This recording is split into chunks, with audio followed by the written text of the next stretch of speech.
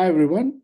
Welcome again. I'm Professor Sriram Sundararajan. I welcome you to this fourth session on monetizing the customer experience innovation.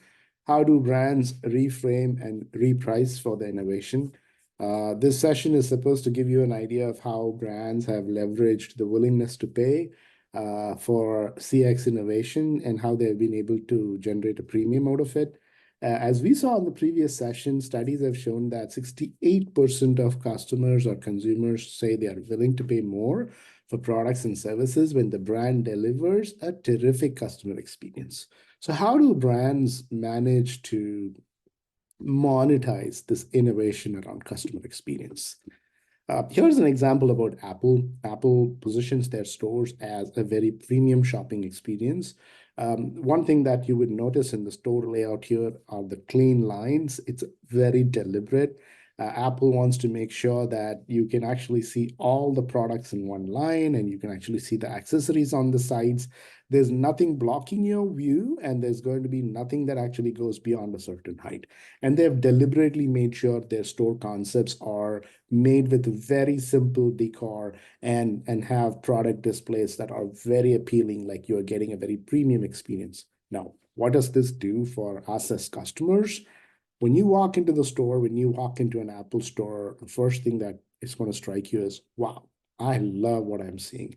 And what is that going to do? It's going to actually elevate the ability for you to think about those products with a higher esteem, and you're going to position a very high premium to that experience. And this would allow Apple to position the products with a very premium pricing strategy. So, the customer, we are not going to, that is us, are not going to question the price point, and B, we would appreciate the ambiance and the store concept a little bit more, including the product experience, for us to, without thinking much, give the premium that Apple demands in the pricing. So this is something that allows Apple to position itself as a luxury store and make sure that the store experience leads to a better way to monetize. And Apple continues this with respect to even the product experience. As you can see here, when you get an Apple Watch, you're not just getting a product that gives you the ability to track time, you're actually getting the ability to do a lot more. And Apple wants you to think about the entire experience, the gamut, the spectrum of experience that you are actually experiencing with using their product, including the watch being a fitness partner with apps that can help you in that direction. It's going to also help you to think about health and wellness, and health and wellness from a holistic perspective or from like a fitness perspective. It's going to be like, something that the apps allow you to measure and to actually understand better, including remedial actions that you want to take. The third thing that the watch is going to be is also an activity tracker. Now, this can seem table stake, but Apple ups it in terms of how they give you rewards and engage with you. So they have figured a way in which the product experience can be a premium experience beyond just giving you the numbers. It motivates you, it makes you think about activity tracking very differently. And the fourth aspect of this is their intelligent assistant. When you have a smartwatch, when you have something that you actually like have in terms of Siri on your hand, for instance, that connects to your phone, or that by itself is a phone, you actually get access to a lot of features and capabilities through the assistant that's going to help increase your productivity. Think about the product experience and the innovation, which allows Apple to price the innovation. And then the last point is, obviously it's a smartwatch, and you would want to pay top dollars for something that helps you to be productive, that helps you track activities, motivates you to do better, motivates you to think about health and wellness better, and most importantly, have a fitness goal in mind and an objective that is going to help you be more healthy. So Apple wants to reframe the product experience using their watch, and they've been very successful with this, and that gives them the ability to price the innovation with a premium. All right. The next one obviously is Tesla. We have been seeing a lot of news about Tesla decreasing their prices recently and having a very super competitive situation here in the US or in China and other places. But one thing that Tesla has successfully done, in my mind, is reframing the feature mindset. traditionally, when you go to buy a car, for instance, you have a catalog that you have based on maximum manufacturer suggested retail price, and you're going to be negotiating with the dealer based on that. Tesla has removed the negotiation out of the equation. You don't negotiate the price when you walk into a Tesla showroom. What you actually are looking at is to see which car I want or which SUV I want, and what do I actually get out of it. And they have a standard pricing, fixed price for the car, but then they have the add-ons. The features are very smartly disguised into subscription models, for instance, where the FSD is available for a fixed price, the full self-driving capability is available for a fixed price of $12,000, or you can pay $199 to monetize to give them the money on a monthly basis.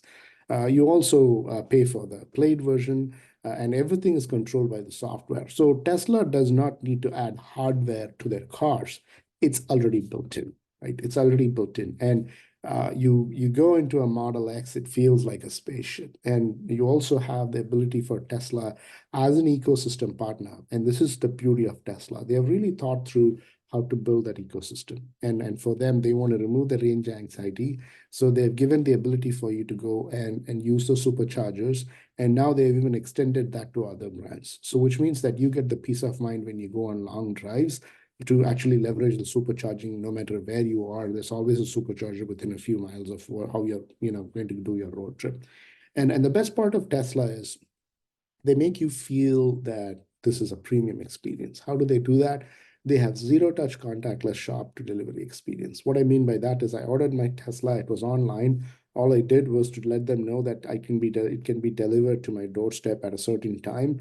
And the folks drove the car, dropped it off with the keys inside. All I had to do was to just take my phone, hit my, the app, open it up and then configure it, and then open the car, take the keys, and take delivery of the car. There was nothing else that I needed to do. Everything was online. It was all touchless. So, they are able to understand what is really important for customers from like a time, and experience perspective, and they're able to deliver on that experience. And this, is something that folks that want to enjoy a premium experience appreciate, and allows for Tesla to reframe so that you are not dealing with the nitty-gritty detail of 20 line items when you buy a car.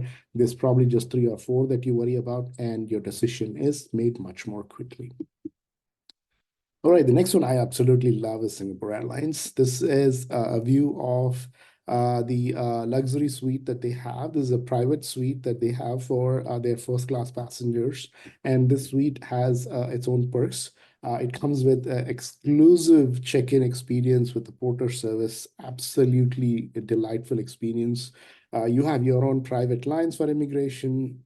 You get the private suite, of course, and then you have your private lounge, and then you also have book the cook service. All this comes for a very princely sum of $30,000. But for someone that wants this experience, Singapore Airlines is able to deliver on that experience. This is one of a kind experience that Singapore Airlines has. They were one of the earliest to design this experience. And this is now followed by a lot of brands, including Emirates or Qatar and other airlines that have designed similar experiences for their first class passengers. Qatar calls it probably Qui Suite, but you have Singapore Airlines here with their luxury suite. You can see that brands that are placing a premium on the customer experience, on the product experience, are able to command that premium, and unquestionably as well, because they have the ability to do that. Here's Four Seasons, absolutely extraordinary experience. And you can see here what Four Seasons does so beautifully is to make sure that every single time you go, they're delivering that premium experience. So you feel that you're getting the value for your money, and there's absolutely no question about the value delivery or the value exchange happening. So you won't even question the price. One brand that does it well every single time is Four Seasons. Last but not the least, let's actually look at pricing extraterrestrial experiences at a premium. So while in the Four Seasons case, we saw extraordinary experience, what Jeff Bezos has done with Blue Origin is to price a visit to space at $300,000. Wow, I was like blown away by the pricing, because I was like, this is not even a Singapore Airlines with the $30,000 first class experience. This is actually going to space at $300,000. Now, obviously, as there are more trips that he can actually manage, maybe the price point will come down. But extraterrestrial experiences are premium experiences. And Blue Origin is now breaking the mold in terms of making sure that they can take people to space and price it at a premium. So the key question that I have for you and for you to think about is, how can you reframe your customer experience and monetize that innovation through the price advantage that you have? And what would be the willingness to pay for customers who want to actually pay that price premium? And this would require you to reframe your CX and think about the value exchange that happens, like we have seen for the brands through the case studies here. And I hope to have a very good discussion with you when I meet. Thank you so much.